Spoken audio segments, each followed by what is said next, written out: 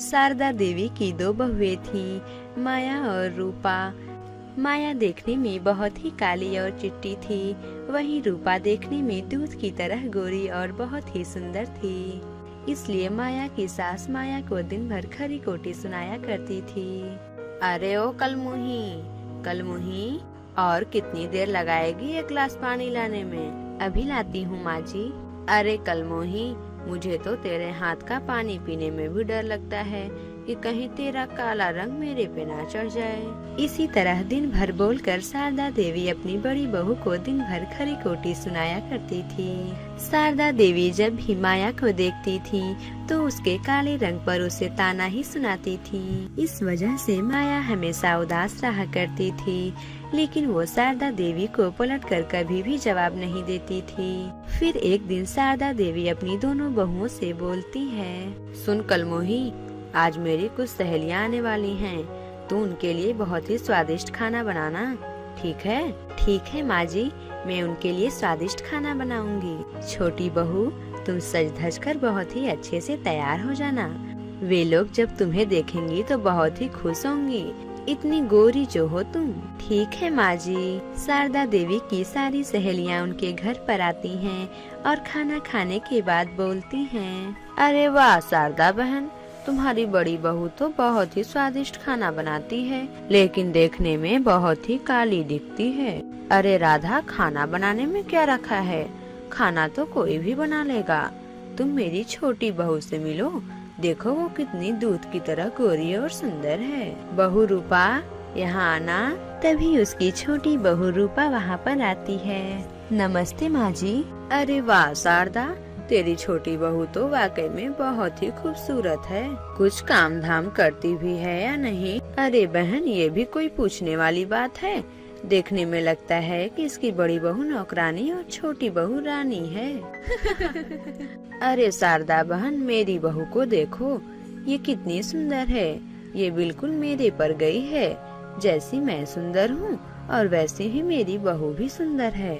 फिर बातें करते करते थोड़ी देर में शारदा की सारी सहेलियां अपने घर चली जाती हैं। फिर अगले दिन सुबह होने पर शारदा देवी का बड़ा बेटा उनसे बोलता है, माँ, मुझे इस बार बिजनेस में बहुत ही घाटा हुआ है, अब मैं पैसे कहाँ से लाऊं? अरे बेटा, तुझे तो मेरी बात सुननी ही नहीं है। मैं जो भी बोलती हूँ तू सुनता ही कहाँ है। मैं तो तुझसे पहले ही बोल रही थी, इस कलमुही से शादी मत कर। देख, शादी कर लिया, हमारे घर से लक्ष्मी माता भी दूर हो गयी। क्या पता कि इस कलमुही ने कोई काला जादू ही किया हो। अरे माँ, तुम ये कैसी बातें कर रही हो? तुम तो माया को दिन भर डांटती ही रहती हो। हाँ बेटा, डांटू नहीं तो और क्या कहूँ उस कलमुही को। माया अपनी सास की सारी बातें सुन लेती है। ये सुनकर माया बहुत ही उदास हो जाती है। फिर एक दिन शाम के वक्त सभी लोग खाना खा रहे थे। उस वक्त शारदा देवी सभी से बोलती हैं, अरे पता नहीं कौन मेरे संदूक से गहने और पैसे चुरा रहा है। मेरा सोने का हार पता नहीं कौन चुरा लिया और मेरे पैसे भी चुरा लिए। काली कलोटी, कहीं ये तुम्हारा काम तो नहीं है? नहीं माँ जी, मैं तो कभी आपका संदूक खोली ही नहीं हूँ। माया, आज तुमने तो खाना बहुत ही बढ़िया बनाया है। हाँ भाभी, आज की तो सब्जी बहुत ही लाजवाब बनी है। आज की सब्जी उतनी भी स्वादिष्ट नहीं बनी है जितना सभी लोग तारीफ कर रहे हैं। माँ जी, आपको याद है जब मैं एक दिन सब्जी बनाई थी तो सभी लोग उंगलियां चाट रहे थे। हाँ रूपा बहू, भला ये बात मैं कैसे भूल सकती हूँ। शारदा देवी के संदूक से दिन प्रतिदिन पैसे गायब हो रहे थे।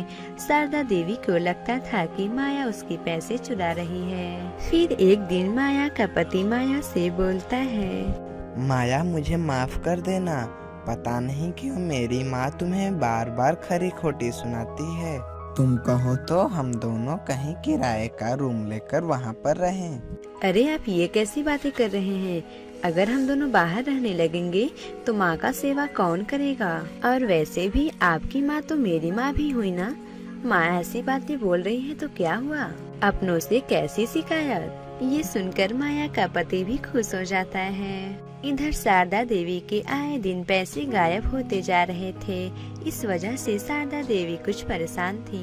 तभी वहाँ पर उसके छोटे बेटे और छोटी बहू आती है। माँ, आज मैं आपसे कुछ जरूरी बातें करना चाहता हूँ। कैसी बातें बेटा, बोलो। माँ, मैं यहाँ से कुछ दूर एक घर खरीदा हूँ। मैं चाहता हूँ कि आज से मैं और रूपा वहीं पर रहेंगे। क्या बेटा, तुम दोनों को यहाँ पर कोई तकलीफ है क्या? और तुमने ये नया घर कब खरीदा? हमें तो नहीं बताया। माँ जी, मैं उस दिन आपसे बता रही थी, आप मेरी बात पर ध्यान ही नहीं दी थी। तो ठीक है माँ, हम लोग कल सुबह ही यहाँ से निकल जाएंगे। इतना बोलकर शारदा देवी के छोटी बहू और छोटे बेटे वहाँ से चले जाते हैं। इस वजह से शारदा देवी बहुत ही उदास हो जाती हैं। शारदा देवी के गोरी बहू और प्यारा सा बेटा जाने वाले थे। ये सोच सोचकर शारदा देवी रोने लगती है। रात को शारदा देवी को नींद नहीं आ रही थी कि उनकी गोरी सी बेटी और प्यारा सा बेटा यहाँ से जाने वाले हैं। शारदा देवी सोचती हैं कि मैं उन दोनों से कुछ दिन और रुकने के लिए बोल देती हूँ। ये सोचकर वो अपने छोटी बहू के कमरे की तरफ चल देती है। दरवाजे के पास पहुँचने पर घर के अंदर से बहुत ही हंसी की आवाज सुनाई दे रही थी। ये सुनकर शारदा देवी खिड़की से उन लोगों की बातें सुनने लगती हैं। रवि, आज मैं बहुत ही खुश हूँ। आज के बाद हम दोनों इस बुढ़िया के यहाँ से चले जाएंगे और एक बड़े से घर में हंसी खुशी रहेंगे। मैं भी बहुत ही खुश हूँ, क्योंकि हमें जो नए घर में जाना है। अच्छा, आपको ये खुशी दिया कौन है? आपकी प्यारी बीवी। अगर मैं न होती तो माँ जी के संदूक से पैसे कौन निकालता?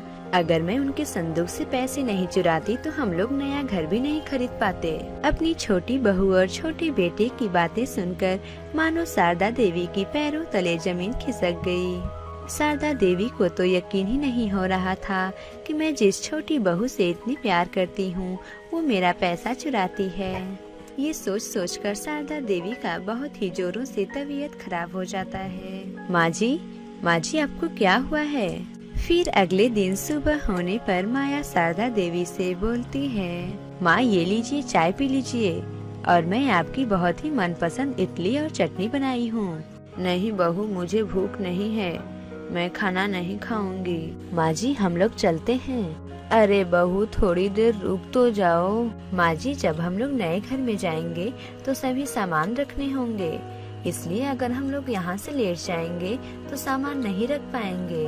और वैसे भी माँ जी, आपका ख्याल रखने के लिए आपकी बड़ी बहू और बड़े बेटे हैं ना। अच्छा तो ठीक है, अब हम लोग यहाँ से चलते हैं। फिर रूपा और रवि वहाँ से चले जाते हैं। अपनी बहू और बेटी की असलियत जानकर शारदा देवी और भी टूट जाती हैं। लेकिन वहीं अपनी बड़ी बहू के प्यार और सेवा से जल्द ही ठीक होने लगती है। फिर कुछ दिन में शारदा देवी की तबीयत ठीक हो जाती है। अरे माँ जी, आप अपना ध्यान रखिए, अभी अभी तो आपका तबीयत ठीक हुआ है। अगर आप अपना ध्यान नहीं रखेंगी तो आपका तबीयत फिर से खराब हो जाएगा। तू मेरा कितना ख्याल रखती है बहू। अब देखने में ऐसा लग रहा था जैसे शारदा देवी अपनी बड़ी बहू माया को पसंद करने लगी थी। फिर देखते ही देखते शारदा देवी अपनी बड़ी बहू को अपना लेती हैं और उसके साथ हंसी खुशी रहने लगती हैं। अब शारदा देवी को भी समझ में आ गया था कि किसी की सुंदरता उसे खाने के लिए नहीं देती है। इस कहानी से हमें ये सीख मिलती है कि अगर व्यक्ति काला हो या गोरा, हमें उससे कोई मतलब नहीं है, बल्कि उसमें गुण होना चाहिए। अगर आपको ये कहानी अच्छी लगी हो तो इसे जरूर लाइक करें और इस चैनल हिंदी टेल्स गुरुजी को सब्सक्राइब करें और हमें कमेंट करके जरूर बताएं कि आपको ये कहानी कैसी लगी, और लाइक करना तो बिल्कुल मत भूलिए।